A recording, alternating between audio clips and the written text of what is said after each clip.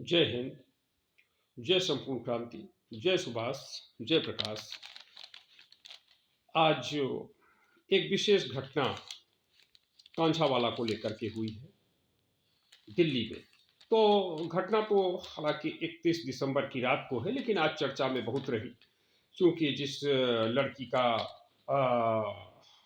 हत्या हुआ था, गाड़ी से कुचल गई थी, गाड़ी में फंस गई थी, उस लड़की का आज पोस्टमार्टम रिपोर्ट भी आ गया और उसका अंतिम संस्कार भी आज कर दिया गया। तो दो तीन बातें इस घटना से उभर करके आई कि जो इस प्रकार की घटनाएं हो रही हैं, तो इसमें घटना हुई, घटना के बाद फिर उसकी परत दर परत तो जब खुलने लगी, तो एक तरीके से कुछ लोगों ने बचाव करने का प्रयास किया उन कातिलों का, उन अपराधियों का, जिनका हत्या में रोल रहा था। कुछ लोगों ने कहा कि लड़की शराब बहुत पिए हुई थी। हालांकि उसकी जो दूसरी साथी थी उसने कैमरा पर स्वीकार किया और तमाम समाचार पत्रों के चैनलों ने दिखाया कि वो उसकी दूसरी दोस्त जो है लड़की, वह कह रही है कि उसने ओवर ड्रिंक किया हुआ था, बहुत शराब पिया हुआ था। एक बात रही। तो शराब पीना, लड़कियों का शराब पीना कुछ लोगों को बुरा लगता है, खराब लगता है, लेकिन यह कोई बुराई नहीं है, यह कोई अपराध नहीं है। यह कानून के दायरे में रहते हुए लड़कियों का शराब पीना, ये उनका संवैधानिक अधिकार है। भारत का संविधान लड़कियों को, महिलाओं को शराब पीने का अधिकार देता है, कुछ नियमों के साथ में। वह ओवरडोज नहीं हो, सार्वजनिक स्थान पर नहीं होना चाहिए, और कोई अश्लील अपशब्द की अभिव्यक्ति नहीं होना चाहिए। इस प्रकार से मर्यादाओं के साथ हो, संवैधानिक दायरे में रह करके महिलाओं को भी शराब पीने का अधिकार है। एक बात। दूसरी बात, फिर कहा गया कि वो बॉयफ्रेंड के साथ थी, रात में थी वहां पर। तो अब सवाल ये है कि बॉयफ्रेंड के साथ होगी तो बॉयफ्रेंड के साथ कोई लड़की क्या करेगी? ये सब लोग जानते हैं कि भाई जाहिर सी बात है, वो रोमांस करने के लिए गई है, एंजॉय करने के लिए गई है। अब यहाँ इस बात का सवाल नहीं रहा कि नहीं साहब शादी होना चाहिए तभी रोमांस होगा, शादी नहीं होगी तो रोमांस नहीं हो सकता है। ये सब संवैधानिक अधिकार है। भारतीय महिलाओं को संवैधानिक अधिकार है कि वह बिना शादी के भी रोमांस करें, जब जहां जिसके चाहे, जिससे चाहे, संवैधानिक मान्यताओं के संवैधानिक दायरे में रह करके। वह सार्वजनिक स्थान पर कोई ऐसी अश्लील हरकत नहीं होना चाहिए, लेकिन वह अगर जिस प्रकार से रोमांस करना चाहती हैं वो अपना रोमांस करें, लेकिन वह सार्वजनिक स्थानों पर न हो, संविधान के दायरे में हो, वो रोमांस नहीं कर सकती हैं। तो अनमैरिड लड़कियों का रोमांस करना, कुंवारी लड़कियों का रोमांस करना कहीं से भी नाजायज नहीं ठहराया जा सकता है, ये उनका संवैधानिक अधिकार है। फिर लोगों ने सवाल उठाया कि रात में गई, तो भाई रात में जाएगी तो एंजॉय करने के लिए, रोमांस करने के लिए जा रही है, किसी भी काम से जा रही है, लेकिन यह कोई संवैधानिक अधिकार नहीं है कि नहीं लड़की है तो वो रात में अकेली नहीं जाएगी, वो जाएगी। सब लोग जानते हैं कि भाई रात में कोई वो कोई पूजा अनुष्ठान करने जाएगी, कोई धार्मिक अनुष्ठान करने जाएगी। रात में लड़की घर से बाहर रहेगी तो वो कोई धार्मिक अनुष्ठान तो करेगी नहीं, कोई बहुत अच्छी पढ़ाई तो करेगी नहीं, कोई बहुत अच्छा वो एक्सपेरिमेंट तो करने गई नहीं है। वो क्या करने गई है, यह सब जान रहे हैं। और अगर ना भी जाने, उनके लड़की के नात रिश्तेदार, घर परिवार के लोग ना जाने, तो भी ये उनका भारतीय संविधान का अधिकार है। तो संवैधानिक अधिकार का उपयोग उन भी लड़कियों ने किया।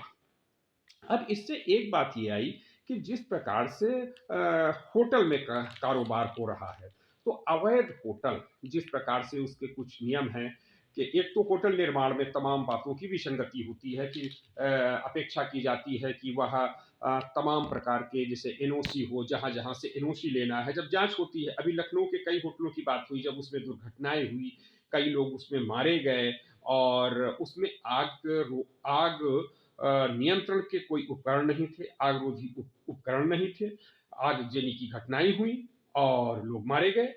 तब जाकर के ये हुआ कि साहब उसको तो एनओसी ही नहीं थी, तब मामला खुला। लेकिन अधिकारी क्या करते रहते हैं, जनता के गाढ़ी कमाई के पैसे से जो टैक्स लिया जाता है, उससे इन कर्मचारियों, अधिकारियों को, शासन प्रशासन को, इन विधायकों, सांसदों को, मंत्रियों को बड़े बड़े पैमाने पर वेतन भत्ते दिए जाते हैं, सुविधाएं दी जाती हैं, गाड़ी है, बंगला है, नौकर है, चाकर है, ये सब दिए जाते हैं। तो ये सब इनका और इसके बदले इनको क्या करना होता है? कानून व्यवस्था बनाना, कानून बनाना, कानून का पालन कराना। लेकिन यह शासन प्रशासन के लोग यानी कर्मचारी अधिकारी लोग और विधायक सांसद लोग नहीं कर रहे हैं, तो इनके खिलाफ भी कार्रवाई होना चाहिए। तो होटल का एक तो निर्माण में बड़े पैमाने पर गड़बड़ियां होती हैं और दूसरी गड़बड़ियां होती हैं यह होटलों के संचालन में, जैसे कि ठीक से उनकी आईडी चेक कर ली जाए, किसी भी की प्रकार की वो अवांछित गतिविधि में तो नहीं संलग्न है, अवैधानिक गतिविधि में तो नहीं संलग्न है। जैसे सपोज कीजिए बिहार में शराब बैन है, तो शराब के साथ तो नहीं आया है कोई, शराब तो नहीं रखे हुए है, कोई अवैध हथियार तो नहीं रखे हुए हैं। इस प्रकार की एक माना जाता है कि वह सतर्कता बरतेंगे होटल व्यवसायी, लेकिन वो वैसा नहीं बरतते हैं, जानते समझते हुए कि भाई इन होटलों में कहीं कहीं पर ये है, लोकल प्रशासन के द्वारा भी कर दिया जाता है कि भाई किसी भी प्रकार के इस प्रकार के मादक द्रव्यों का सेवन नहीं किया जाएगा, अवैध रहेगा इस तरीके से। तो उनका सब बात होना चाहिए। और अगर ऐसी कोई जानकारी आती है कि कोई व्यक्ति जो वहाँ पर ठहरा हुआ है होटल में, वह अवांछित गतिविधि कर रहा है, कोई वहाँ पर मादक द्रव्यों का सेवन कर रहा है, सूखा नशा लेकर के आया है या कई बोतलों की बोतलें दारू लेकर के आया है, तो ये पुलिस को इन्फॉर्म करना चाहिए। लेकिन तमाम घटनाएं ऐसी होती है जहां पर पुलिस की जानकारी में होता है और आरोप लगते हैं कि पुलिस वहां से वसूली ले रही थी, चौथ वसूल रही थी, चंदा तो राजनीतिक दलों को, सामाजिक कार्यकर्ताओं को मिलता है, तो रिश्वत है, घूस है, चौथ है, इस प्रकार से होती रहती है। आखिर घटनाएं क्यों होती हैं? अभी जो उत्तराखंड में एक रिजॉर्ट्स में एक लड़की काम कर रही थी जिसके ऊपर दबाव बना था कि वो ग्राहकों को शारीरिक रूप से संतुष्ट करे, यौन संतुष्टि प्रदान करे, तो उसके संदर्भ में भी रिजॉर्ट्स में तमाम कमियां पाई गई थी, रिजॉर्ट्स के संचालन में, परिचालन में और उसके निर्माण में, और फिर रिजॉर्ट्स के कुछ हिस्से को गिरा भी दिया गया था वहां पर। तो इस प्रकार की घटनाएं होती रहती हैं और तो इन पर सवाल उठते हैं, तो इस पर सरकार क्या कर रही है, ये सवाल है। और जो पुलिस व्यवस्था, जैसे इस लड़की के मामले में हुआ कि 12 किलोमीटर तक लड़की घिसटती रही। कई लोगों ने, कई चश्मदीद गवाह सामने आ रहे हैं जो कह रहे हैं कि ये मांग की गई, उन्होंने पुलिस को इन्फॉर्म किया कि भाई डेड बॉडी फंसी हुई है, लेकिन फिर भी पुलिस नहीं आई।